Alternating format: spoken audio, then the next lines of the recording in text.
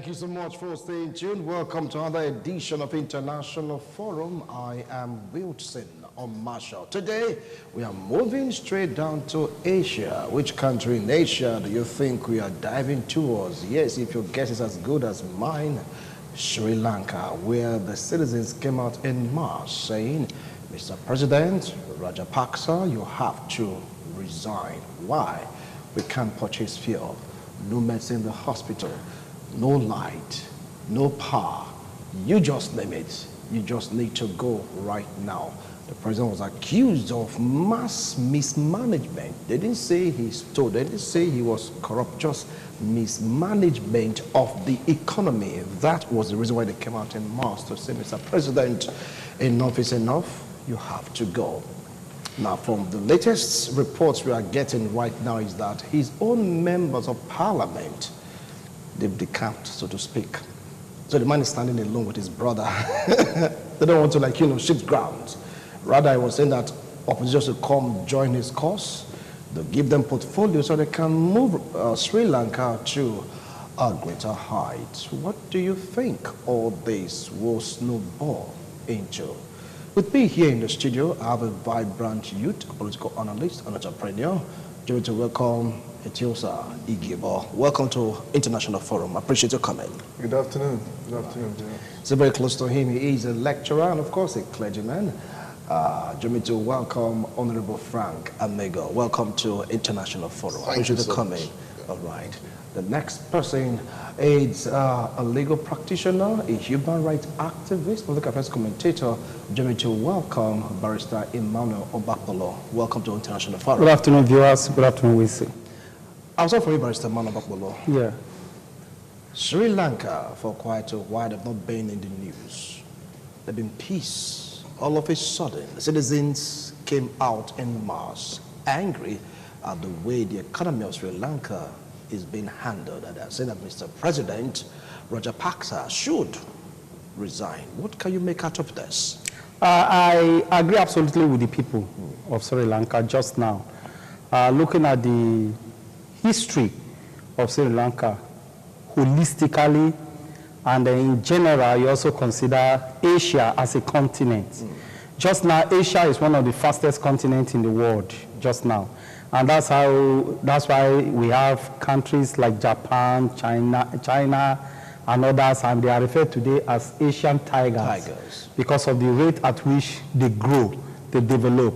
Now, looking at Sri Lanka gained independence since 1948 from the Commonwealth of a British colony. And Sri Lanka has a very good history way back, and just now the population is 21.8 million people, and the GDP, terrible, 8.0. 8.0? Yes, terrible.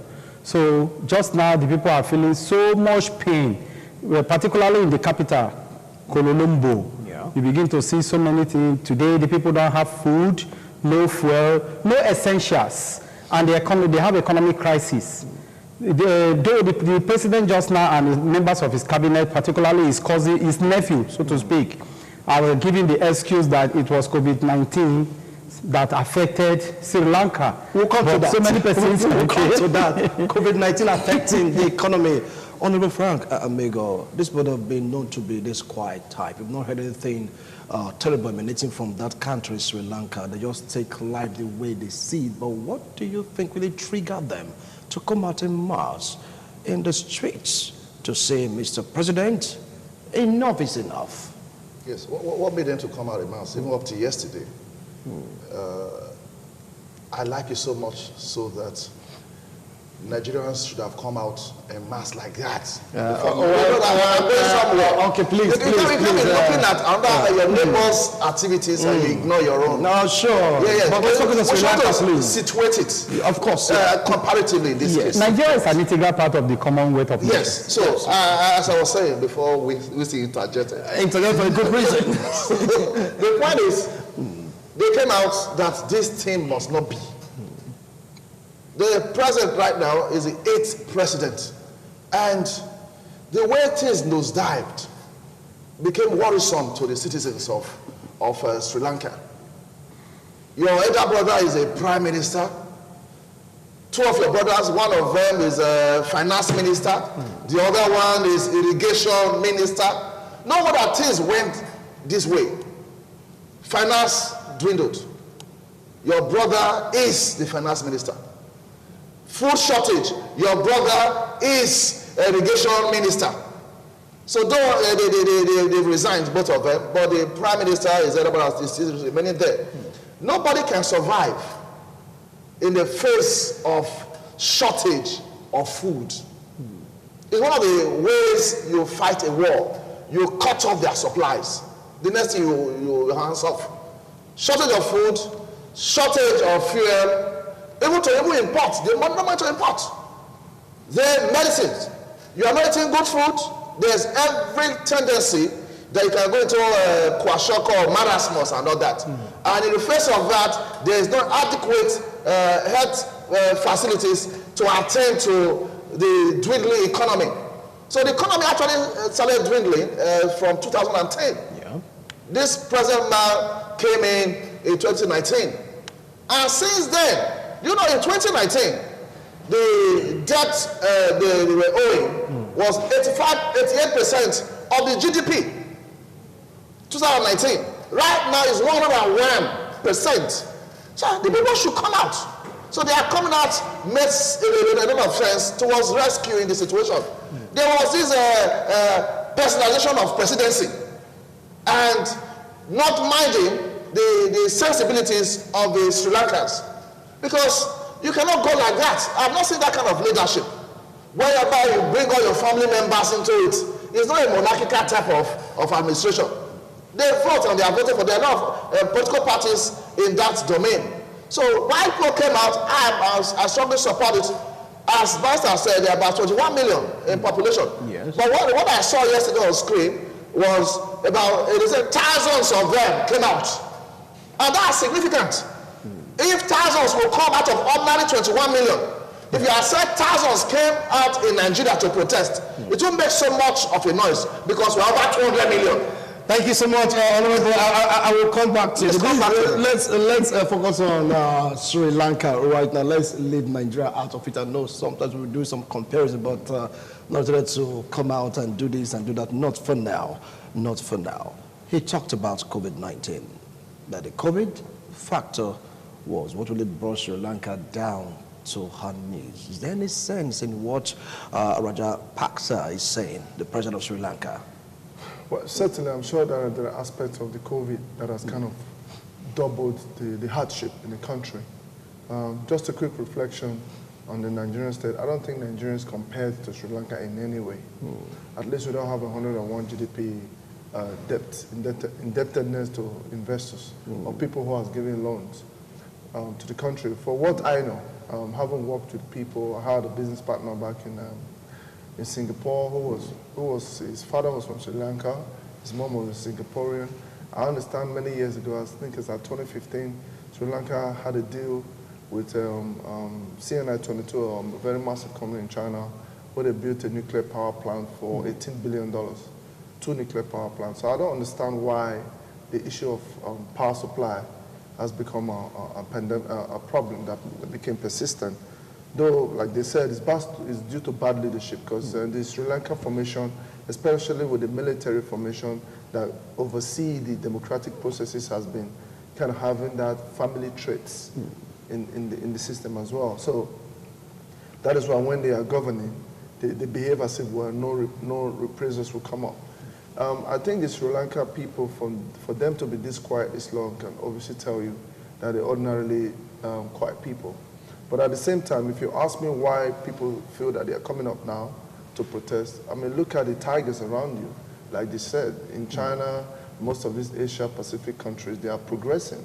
They can see real and genuine development in terms of wealth creation, elevation of poverty. While they are going deep down into the rubble, other countries around them have been able to grow. Looking at the population of China, which is around 1.4 billion people, compared to 21 million, you expect 21 million to have a better understanding on how to, kind of channel the projection and direction of the economy compared to China, that is a massive country. Likewise with India. I think it's shameful. And I personally believe that if there's an uprising, I am not a fan of uprising. I know that the political system is kind of funny because they've used hunger to kind of, as a tool, a weapon on the people. Can you imagine if you don't have proper Medicare and you don't have proper food to eat? Because I remember when Anne, my friends, was talking back in those days when I visited Singapore, there's these problems with food malnutrition, a very bad one in Sri Lanka. Yeah. You know, I've had friends from Sri Lanka who also studied in the West, and you know, these are some of the things we're talking about. All right. I will come back to you, Chiosa, now. When comparing Sri Lanka to the Asian tigers and of course to other countries around the Asian continent, it's like they're not doing well compared to others. And of course, take a look at their structure.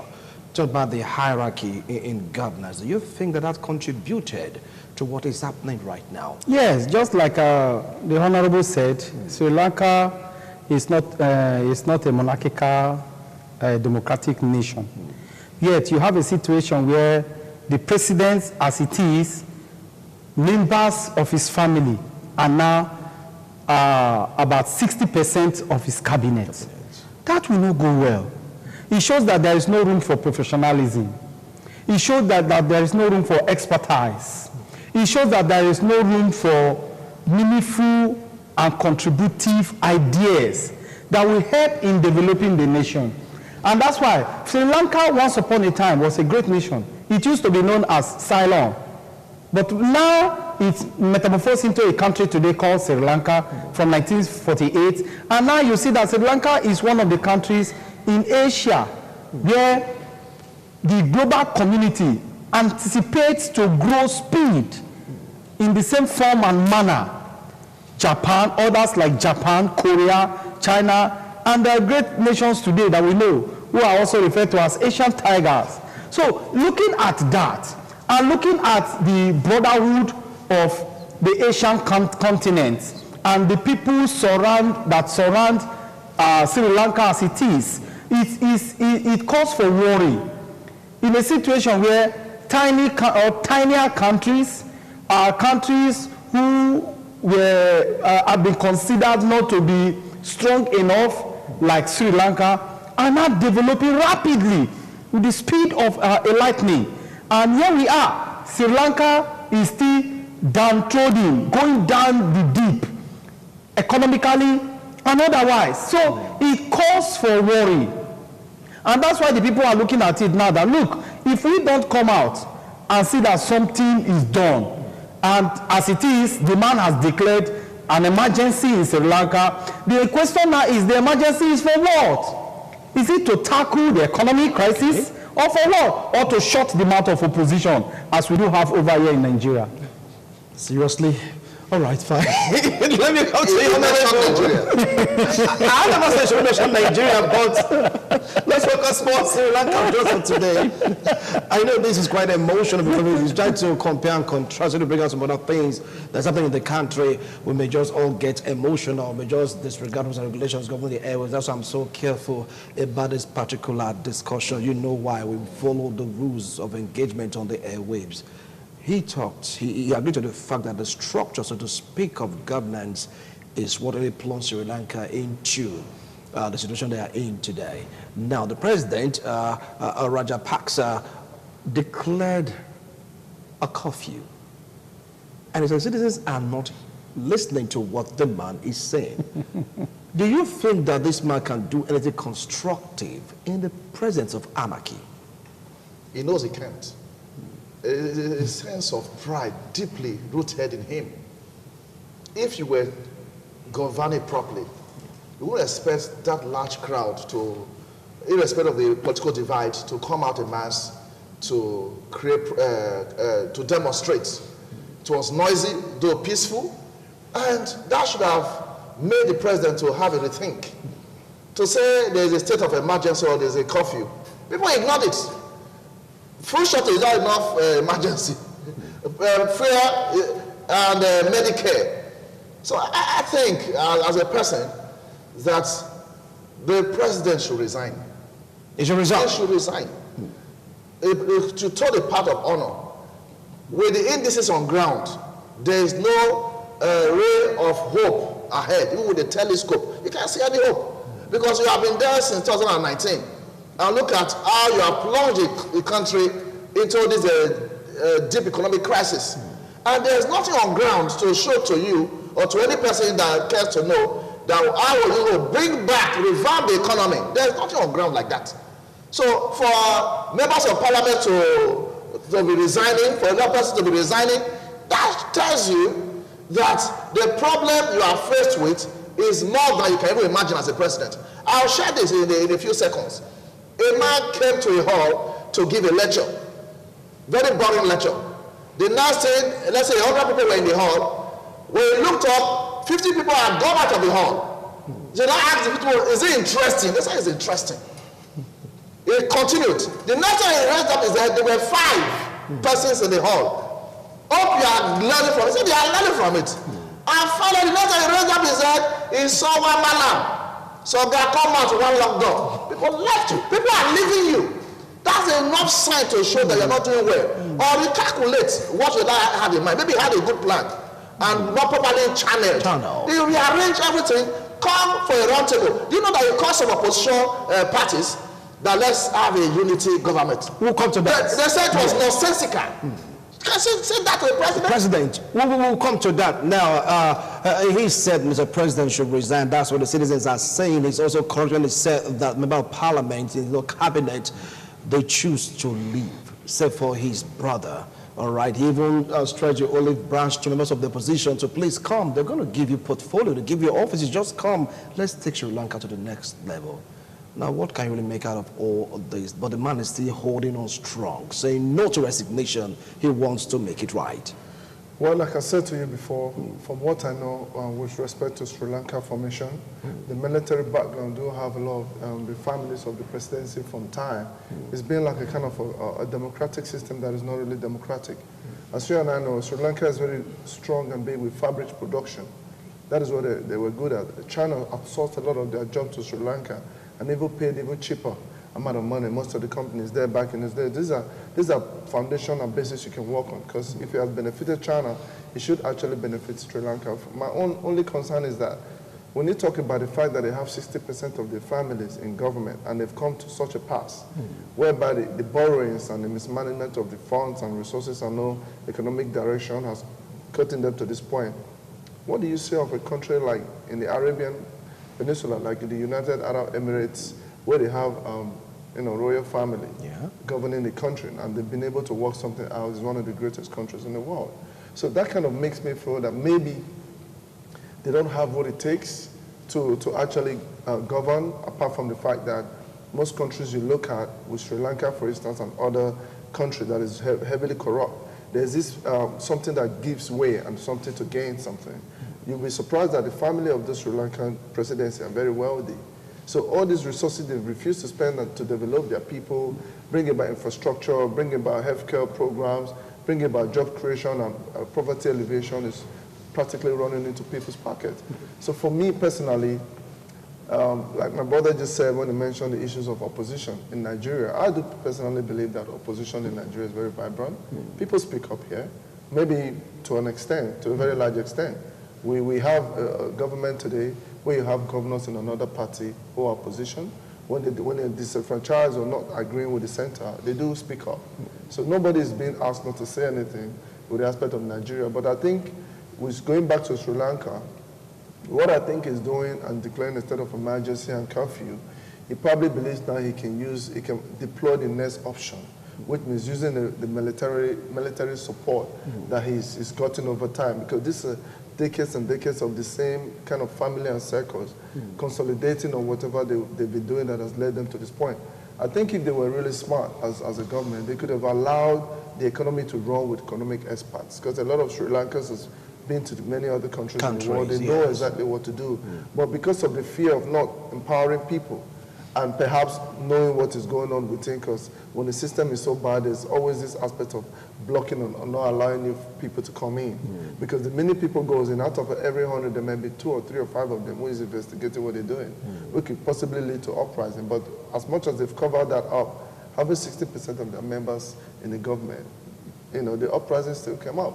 So I think it would be better for them to look for a way to resolve. And like I said, if it is possible for the president to resign without getting people, slaughtered or killed in that instance, then it's fine. If not, maybe they can wait for a general election. Maybe. All right. Now, this man, Rajapaksa, was democratically elected.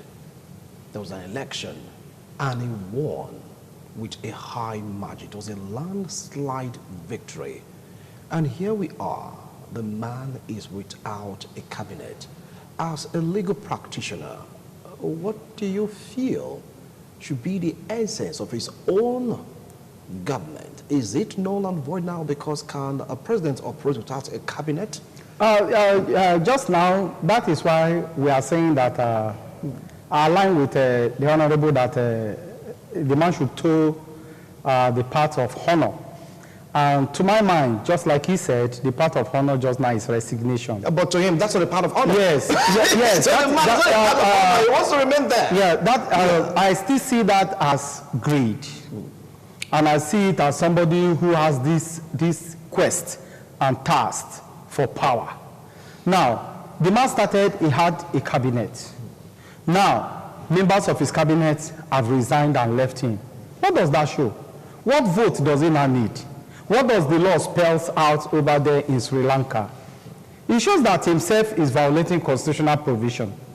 Because already he's now calling opposition. The same opposition he told to keep quiet. Keep quiet. The same opposition is now calling to say, come, I stretch my olive branch to you people, come. And the people are saying, no, you can rule us alone if you will. If you can, or you will let us see. So all of these smell danger. And I think if there is anything that should make the man should be threatened, the disappearance of his cabinet, is enough threat to him. But the way he is, he's still holding on to power because he has that quest for power. That's why I said, like my friend here pointed, he used United Arab Emirates as an example, where you have the royal family who have used their wealth to develop United Arab Emirates. In the case of Sri Lanka, it's opposite, direct opposite. Now, his family, they have money. They are well-to-do family. Now they came into power. They've not been able to impact the life of an ordinary Sri Lankan. So now that's why the people are saying, we thought you people would be able to come and affect our life, to impact us. That is the singular reason why we voted you massively. We gave you our vote. By interpretation, they surrendered their power to him. Look, what is leadership? Leadership is all about service. Service? Yes. And if we get to understand the meaning of leadership, you know that the meaning of leadership is service. And when you are there and the people are saying, look, you are not serving us well, then it shows that you cannot be in a position of leadership. That is what it spells out. So just now, the man is alone. Yet, the man is holding on to power because he has this romance with the military. So he is thinking he can use the military, he can use the police force over there in Sri Lanka to shut up the people. But the people are saying, whether you like it or not, you can imagine the situation where a president declares a state of emergency and the people still came out massively as against the order made by the president. It goes to show that the people are saying, we don't need you anymore. You should vacate that seat. All right. Now, the protest started from his own compound. They came out in March in his own compound and said, look, Rajapaksa, you have to leave. Then after that, it became massive to the extent that it was getting out of control. The police had to come in, use tear gas. Still, the crowd was like they're adamant, saying that this man needs to leave. Do you think that if this man, Rajapaksa, is forcibly removed from office, do you see the military taking over? Yes. From his background, he's a retired lieutenant colonel. Yeah. So he has that military background. And that's why he said to the police men on ground, they should fire tear gas at them. They were protesting, it was a violent protest that would have warranted that tear gassing of the people and using water cannons to drive them away. We're just making a statement. You listen to them. That's leadership, as you said. You listen to the people you're leading. If they tell you, we don't want a thing like this, you come back to your drawing board and see whether that thing is right or wrong. When you hear, we say in English language, let the sleeping dog lie. It was a dog that made the statement, I know you are my boss. But whenever I'm sleeping, just leave me. So the people you are leading, they have a voice. You don't want to listen to the voice of the people. The only way you want to live, you want to use your military training to now make sure that everybody bows down to you. It gets to a point in time that they have reached now that you make a statement. As I earlier said, one of the opposition leaders said what the president said was nonsensical. We can't say that in Nigeria and be alive. So that tells you that the level of decay, the level of disrespect they have for you and for your position and for your office. So I think as a person that it's still a patch of honor that if my people will leave me, just look for a reason. I would have resigned though. I would have resigned because my people left me, not because of what people are saying. Just look for one honorable thing to do. Those are honorable. That not because of your protest. No, I won't listen to your protest because my guys have left me. That's why I'm resigning. Just look for a way to exit that position. Yeah. All right. Okay. It's all about Sri Lanka crisis. We're taking a look at the impact in Rajapaksa government. We'll be right back after this break. Do not go away.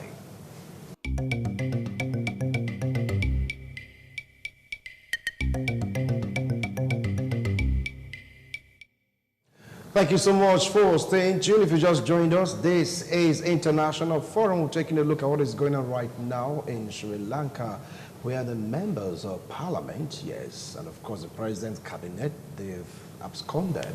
They are saying that we don't want to work with you anymore, but the president and his brother, they are still there. It got so bad that the president chose to extend an olive branch to opposition to come help him solve the situation, of which they refused. They rejected his offer. And we are in Sri Lanka. If this should degenerate and the military takes over, do you think it's a better role for the Sri Lankans? I think any country that has already enjoyed democratic processes, I wouldn't necessarily assume that it is good to allow the military to come in. Because that would just be resetting the whole game.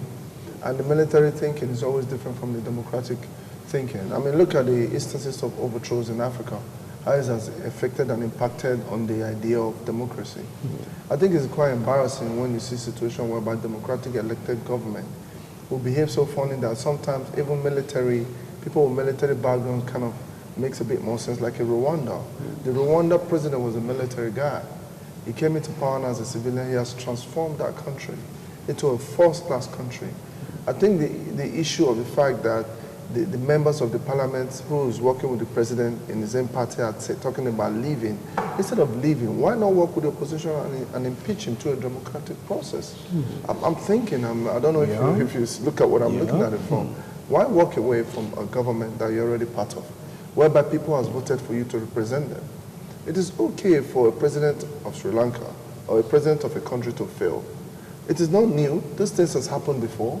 I mean, when they talk about the instance of being hungry for power and they don't want to leave, that cut across board with every government in the world. If at almost 70-something or 80 years old, Joe Biden is still the president of America and has been in the Senate forever, it shows to you that there's this issues when people get into power and this law that they develop for being in power, whether they are doing well or they are doing wrong, they wish not to consider that as a part of their key performance indicators of how you x-ray or appraise their performances.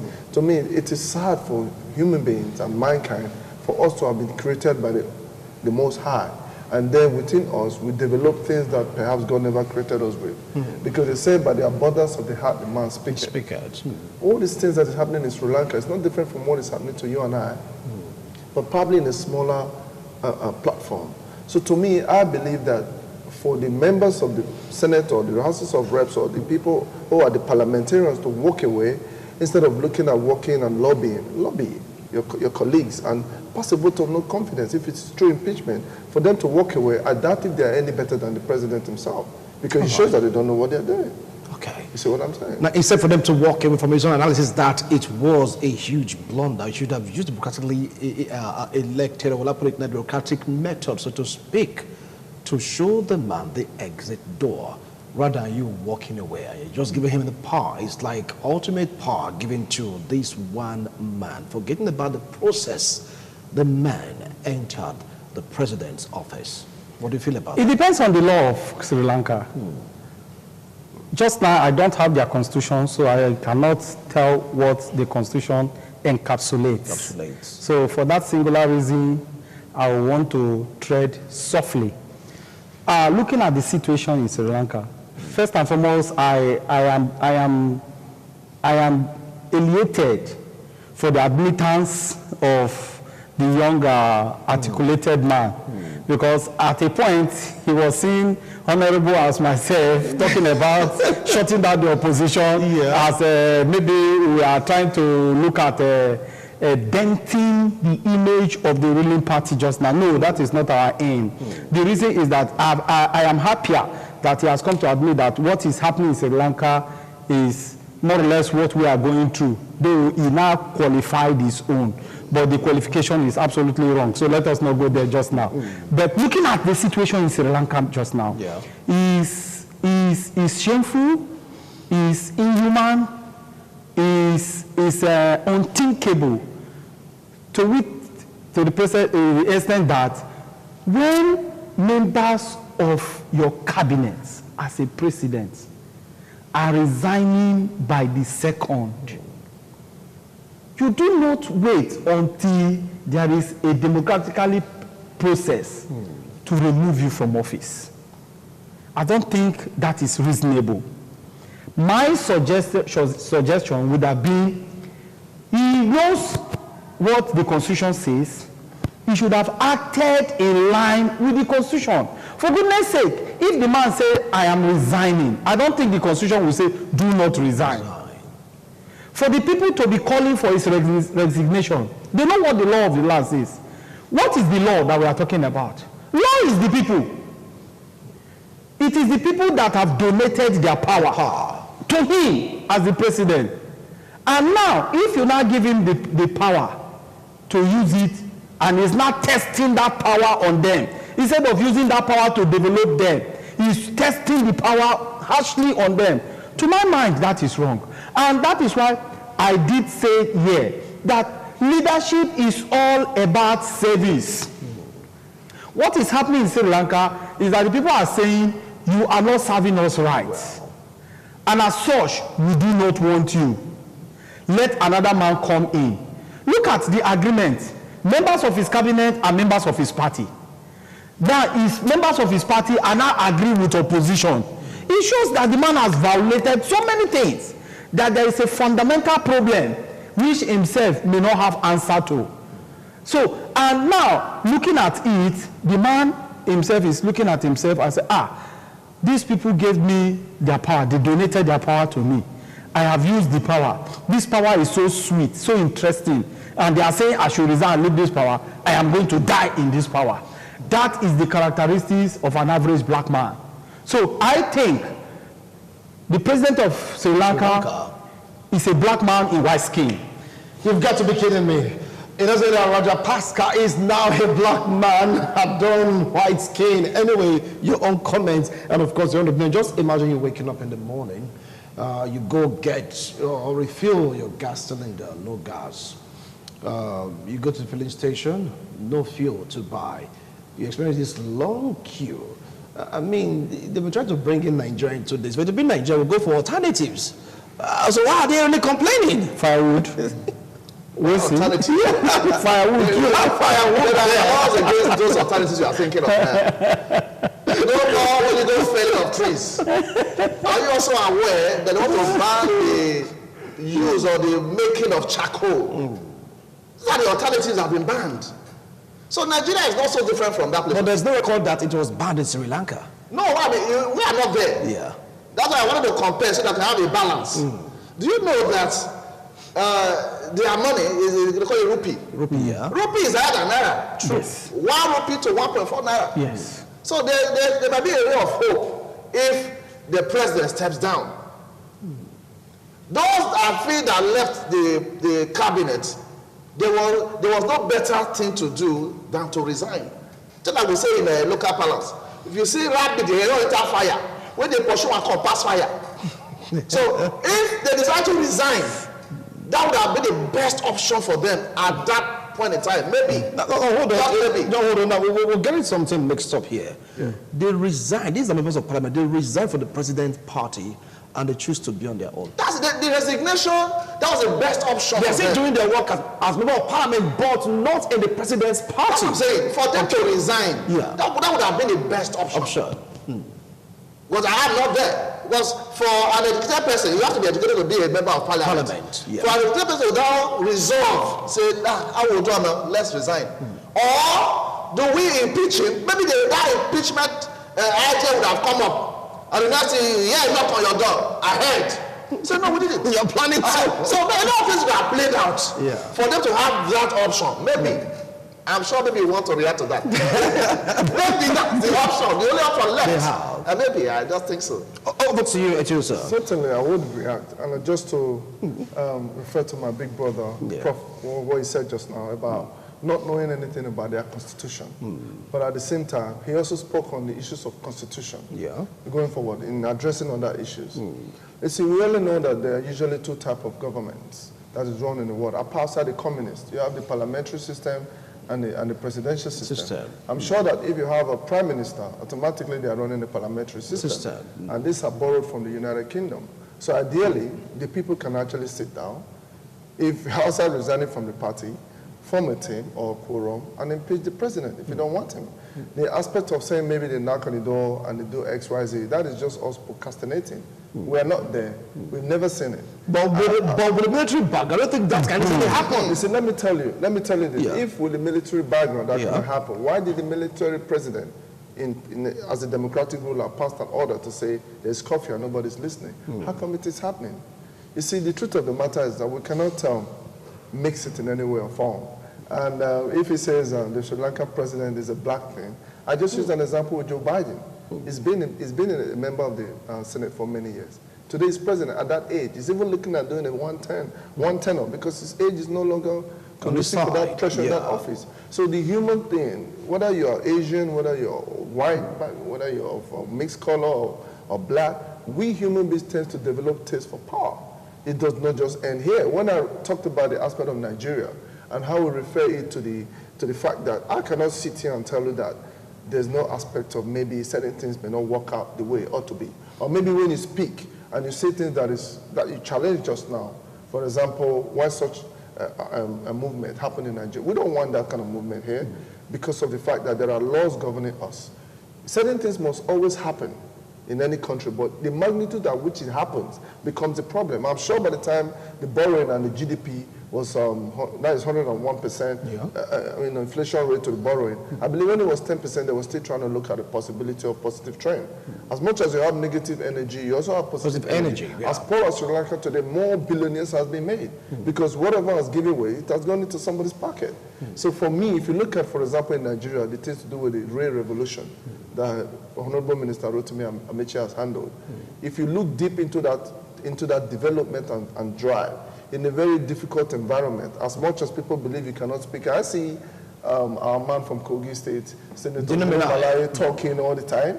Nobody ever put a gun to his head. I don't forget that he was arrested one time. No, but that was that was on a different record. Right. So with the revolution in the rail system, which takes pressure away from the road, these are the kind of mindset, the kind of thinking that we need. That guy has done exceptionally well. In the same country, as bad as it might be. So what I'm saying is that when I said, those sort of things may happen, but it's very small, not enough to affect us. Unlike Sri Lanka, where there's a total disaster. Total disaster in Sri Lanka, and citizens are still in the streets saying, Rajapaksa, you have to let us be, you have to let us go. Whenever this thing happened in a particular country, vis-a-vis maybe in Africa, take a look at Egypt, when we were hosting Mubarak, it led to so many things to the extent that the military came up and they took over. It didn't really over for the people because the president wanted to become a dictator. They come out again and say, you have to leave. And then we have an Al-Sisi that was once a general. He threw away the military regalia and is now the civilian president in Egypt. And have mixed reaction in that particular dimension. Do you see that happening in Sri Lanka?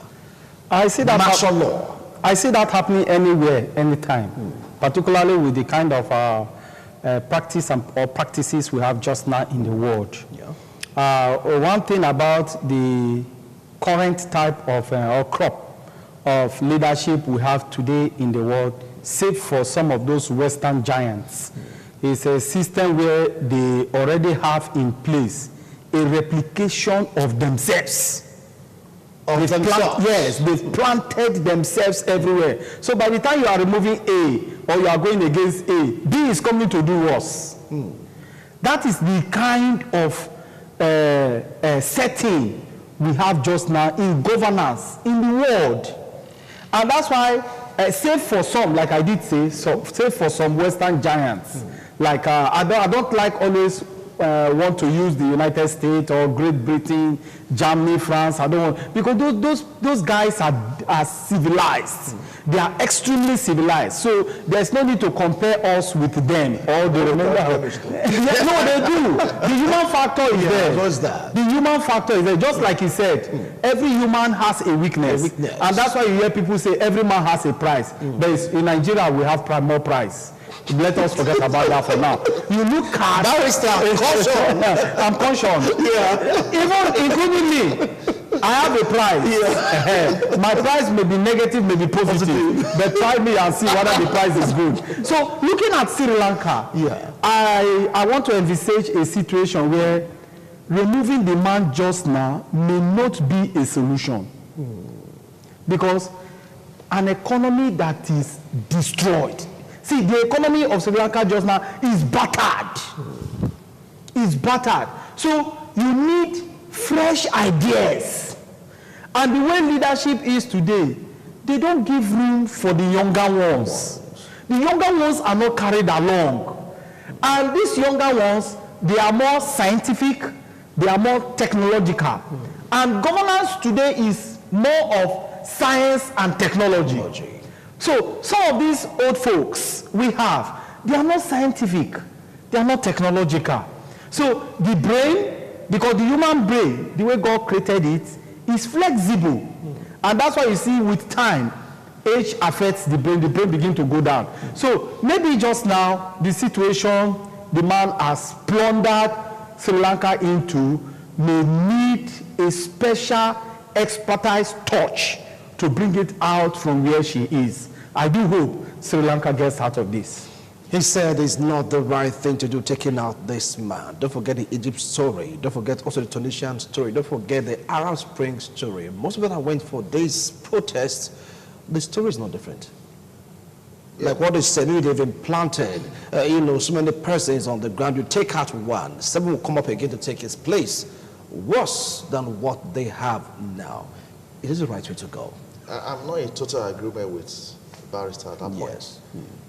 Because not until the president of Sri Lanka will listen to the voice of reasoning, the best thing for him to leave that office.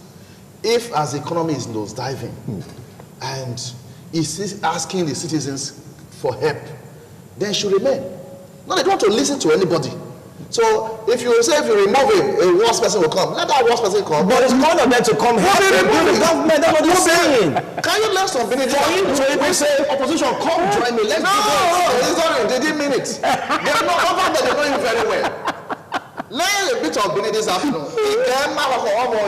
If a feather is not in conformity with what a hen or a chicken has, you remove it.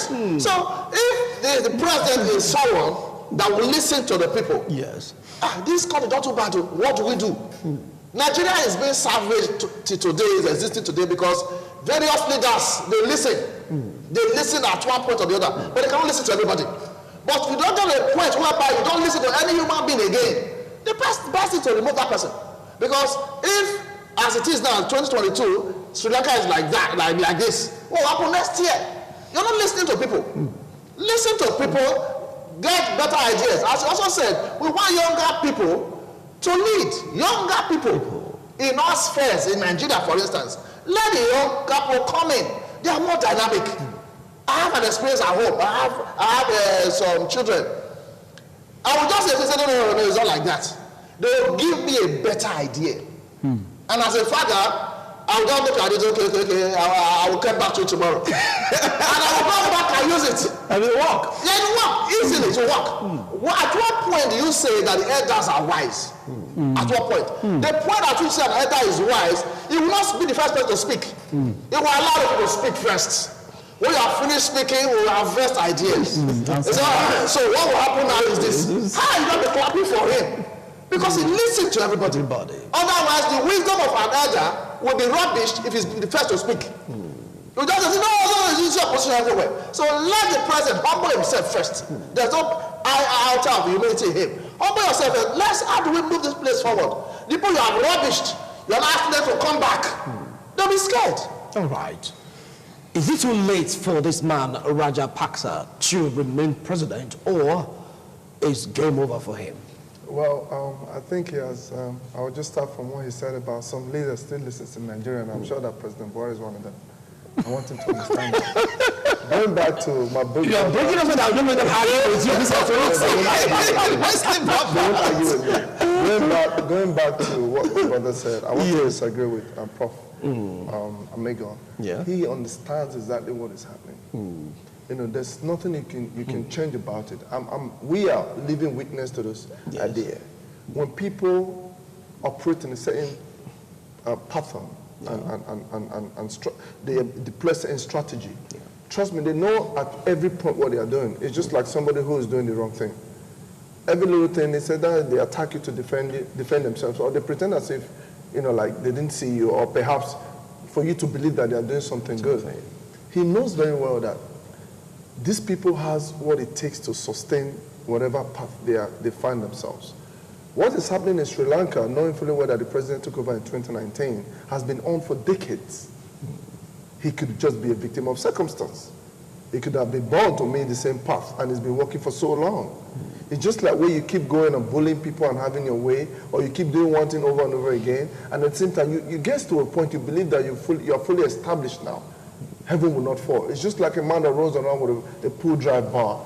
The minute he holds that arm, he believes the world is on top of the world. But the minute it falls off his hand and somebody picks it up, you see him begging for mercy. What he's trying to say is it's like a 50-50 thing. It is possible that he may never change his ways, because sometimes the rot may be too bad that by the time he changes his way and bringing people just to kind of get them to calm down, he may continue on the same path. We don't know. It's on the probability. But what I see that is more real time, that is closer to reality, especially with the political system, for instance, as they are going on doing what they do that they know is not right, not for the people or the general public or what the people will do to benefit, they train, likewise, younger youths who think along the same line, that if they are the way those youth comes up to that level and wear their shoes, they behave worse than the people that has led, because now they now have two things to satisfy themselves in what they've learned, and the boss that is being pushed to the side. So to me, I think if you ask me as an opinion thing, I think it might be better to look at the aspect of using that psychology to look at the fact that if this president is really remorseful, if he feels that he could have been kicked out and all the members of his party are resigning, if that takes a step back and allow him to believe that, make us believe that he could change his ways, it might be the better option. All right. Because to push him out and get somebody else, whoever you're bringing in may think I'm not as rich as this guy. Because I once asked questions. Why do people fight over supremacy? They say he wants to act like he's richer than me. So that is a real-time thing, and it remains. All right, gentlemen, our time is up. We have 30 seconds each to summarize our point. What advice do you have for the Sri Lankans, because they are still there in the streets saying, Rajapaksa, you have to leave. Pack your load and go. 1 minute. I think just now the president should listen to the people. The people too should listen to their president, so that the president can see how it goes. Because just now the economic crisis in Sri Lanka is terrible. It's terrible. Honorable? The president is not going to listen to them. He's not going to listen to them. Not going to listen to them. If you wanted to listen to them, as they came protesting, that's why I like the former president, Olusegun Obasanjo. He will come out and meet you. Say, what do you want? By that, the people will calm down. You should understand crisis control. To say police do all that to them, if you rate them to do worse things. At this point now, the protest has been peaceful. What if now moves into violence? The president cannot cope anymore. So let the president make up his mind to listen to the people. All right. It's your sir. Well, I think what has led to all this is economic issues. I can remember in Libya, you wonder why the president was removed. Muammar Gaddafi, they had one of the best economic in Africa. Stuff in Africa. The people were looked after, they had houses, petrol was cheap, water was available. For some reason, human beings are insatiable. He was still removed due to external influence. We don't know if there's an external influence in Sri Lanka. Somebody is definitely benefiting from somewhere. But at the end of the day, in my own personal view, I just think that it's just unfortunate. I don't think they should go violence because the people will suffer the brunt. And I believe at the end of the day, maybe they should pray for God's intervention. Divinity right. That's what we're bringing into all this. Well, you've heard them. Wow, we always trouble. Wow, Nigerians always troubling God. I'm not the type that goes to church. Yeah. All right. It's okay. You said he should listen. You said he's not going to listen. You said the military should intervene. Well, let's see how all this will pan out. Is this the beginning of the end of Rajapaksa of Sri Lanka? Only time will tell. Gentlemen, thank you once more. I appreciate a wonderful analysis. See you next week, God willing. Bye for now.